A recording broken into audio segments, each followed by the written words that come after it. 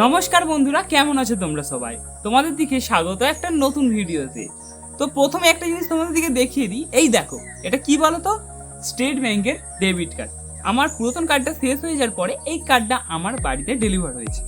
তো চলো তোমাদের দিকে প্রথমে দেখিয়ে দিই এর মধ্যে কি রয়েছে এবং পিন জেনারেটটাও আমি দেখাবো। তো প্রথমে যখন আমি খামটা অলরেডি কেটে ফেলেছি, এর মধ্যে একটা খাম থাকে যার মধ্যে এটিএম কার্ডটা রাখা হয়। তারপরেই থাকে এই একটা পাসবুক, যার মধ্যে এটিএম কার্ড সম্বন্ধীয় যাবতীয় সমস্ত কাজ সম্বন্ধে লেখা থাকে, এতে কি করতে পারি। তারপরেই থাকে এরকম একটা কাগজ, কিন্তু তুমি ঘাবড়াবে না, এর মধ্যে আর কোনো কার্ড তুমি দেখতে পাবে না। এই যে কাগজটা দেখতে পাচ্ছ, এই কাগজের মধ্যে তোমার অ্যাড্রেস আর সমস্ত কিছু লেখা আছে। তো এরকমভাবে তোমাকে এরকম করে করতে হবে, আর কার্ডটা ঠিক এরকমভাবে চিপকানো থাকবে। এই কার্ডটাকে কি করতে হবে, তোমাকে টেনে খুলে নিতে হবে। এই হলো কার্ড। এবার এই কার্ডটাকে আমরা ইউজ করতে পারবো না, তার জন্য প্রথমে পিন জেনারেট করতে হবে। আর আজকের যে ভিডিওর মাধ্যমে যে পিন জেনারেট পদ্ধতিটা দেখাবো, সেটা হচ্ছে খুবই ইজি আর খুবই সহজ পদ্ধতি। যে কেউ স্মার্টফোন ইউজার বা যে কেউ নর্মাল মানুষ এই কাজটা করতে পারে। চলো দেখিয়ে দিই কিভাবে প্রসেসটা। কিন্তু প্রথমে মোবাইল স্ক্রিনের প্রসেসটা দেখে কেউ ঘাবড়ে যাবেন না, এসব কি দেখাচ্ছে। চলো দেখিয়ে দিই। প্রসেসটা এগোনোর আগে আমি কিন্তু অবশ্যই একবার কথাটা বলে দিই, আমাদের কিন্তু ব্যাঙ্ক অ্যাকাউন্টের সাথে মোবাইল নাম্বার রেজিস্টার থাকতে হবে, তবেই কিন্তু আমরা মেশিন থেকে পিন জেনারেট করতে পারবো। নাহলে কিন্তু এটা কোনো মতেই সম্ভব নয়। তারপরেই আপনাদের দিকে এই যে মোবাইল নাম্বারটা স্ক্রিনে আমি দেখাচ্ছি, এই মোবাইল নাম্বারটাকে কিন্তু অবশ্যই নোট করে নিন। নোট করে নিলে তাহলে কিন্তু তোমাদের পিন জেনারেট প্রসেসটা অনেক ফাস্ট হবে। আর এটিএম মেশিনেও কিন্তু জোরসে জোর 1 মিনিট টাইম লাগবে।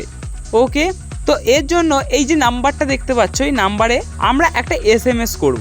এসএমএসটা এমন কিছুই নয়, এসএমএসটা খুবই সহজ। আমরা যেভাবে কাউকে মেসেজ করি, আমরা সেরকমই লিখব PIN, পিন ক্যাপিটালে, যে স্পেস দেবো। স্পেস দিয়ে আমাদের ডেবিট কার্ডের শেষে, যে নতুন ডেবিট কার্ডের শেষে যে 4টে ডিজিট রয়েছে, সেই 4টে ডিজিট আমরা এখানে দিয়ে দেবো। আবার স্পেস দেবো, দিয়ে ব্যাঙ্ক অ্যাকাউন্টের শেষে যে 4টে ডিজিট হয়, সেই 4টে ডিজিট আমরা এখানে লিখে দেব। তারপরেই এখানে দেখো সেন্ড করে দিতে হবে। দেখো আমার সেন্ড করে দিলেই এরকম একটা মেসেজ উপরে যেমন শো করছে সেরকম শো করবে।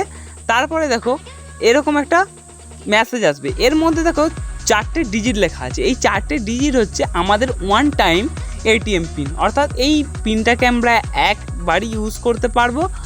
আর এটা কিন্তু 24 ঘন্টার জন্যই ভ্যালিড হবে। ওকে, চলো এবার মেশিনের প্রসেসটা চলে যাই, কিভাবে আমরা মেশিনে পিনটা চেঞ্জ করব। প্রথম আমাদের যে কাজটা করতে হবে, এটিএম কার্ডটাকে মেশিনের মধ্যে ঢুকিয়ে দিতে হবে। আর খেয়াল রাখতে হবে যেন কালো ম্যাগনেটিক ফিল্ডটা ডান দিকে নিচের দিকে থাকে। তারপরে ঠিক এরকম একটা পপ আপ আসবে, এটাকে ইয়েস করে দিতে হবে। তারপরে কিছুক্ষণ প্রসেস নেবে।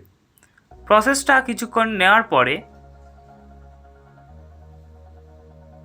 এরকম একটা পপ আপ আসবে, এখানে আপনার ল্যাঙ্গুয়েজ চুজ করে নেবেন। আমি ইংলিশ চুজ করে নিচ্ছি। তারপরে দেখো বাম দিকে ব্যাঙ্কিং, এই অপশানটার উপর আমরা ক্লিক করব। তারপরেই এদিকে দেখো নিচের দিকে আছে পিন চেঞ্জ, এর উপরে আমরা ক্লিক করব। পিন চেঞ্জের উপরে ক্লিক করার পরে এখানে আমাদের পছন্দ মতো যে কোনো একটা সংখ্যা আমরা টাইপ করে নেব। টাইপ করে নেওয়ার পরেই এদিকে দেখো ইয়েস, এর উপরে আমরা ক্লিক করব। এই ইয়েসের উপর আমরা ক্লিক করার সাথে সাথে আমাদের এখানে যে ওটিপিটা এসেছিলো আমাদের ফোনে ফার্স্ট টাইমের জন্য, ওই ওটিপিটাকে আমাকে এখানে এন্টার করে দিতে হবে। মনে রাখতে হবে ওটিপিটা কিন্তু 24 ঘন্টার জন্যই বৈধ। এবার তোমার পছন্দ মতো এখানে একটা পিন তোমাকে 4 অঙ্কের রেডি করে নিতে হবে। চলো আমিও রেডি করে নিচ্ছি, তোমরাও রেডি করে নাও। আবারও এখানে সেই পিনটাই দিতে হবে যেই পিনটা তুমি এই মুহূর্তে রেডি করলে। এরপরে কিছুক্ষণ প্রসেস নেবে। আর দেখো তোমার পিন জেনারেট সাকসেসফুলি কমপ্লিট হয়ে গেছে। আবার প্রসেস নেবে এবং এবার তোমাকে তোমার কার্ডটা বের করে নেওয়ার জন্য বলা হচ্ছে। তো বন্ধুরা, এটাই ছিল পুরো প্রসেস, যেটার সাহায্যে আমরা এটিএম কার্ডের পিনটা তৈরি করতে পারবো মেনলি। এবার এর মাধ্যমে টাকা তুলবেন কিভাবে, আরও যাবতীয় যদি কোনো কিছু জানবার থাকে আমাকে অবশ্যই কমেন্ট করতে পারো, আমি ভিডিও বানাবো। আর আমি এই ভুলটা করতে যাচ্ছি না যে ভুলটা এতদিন আমি করে এসেছি।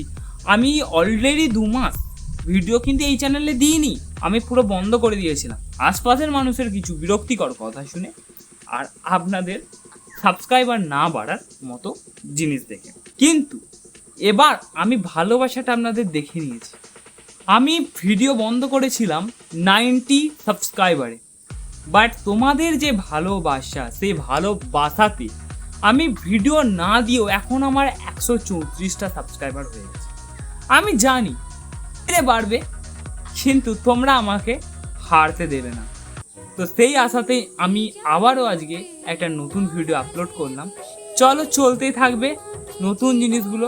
আমি বহুত জিনিস মিস করেছি আমি জানি, কিন্তু তোমরা আমাকে যে উপরেও তুলবে সেটাও আমি জানি। চলো দেখি তুমি কত দূর পর্যন্ত আমাকে তুলো।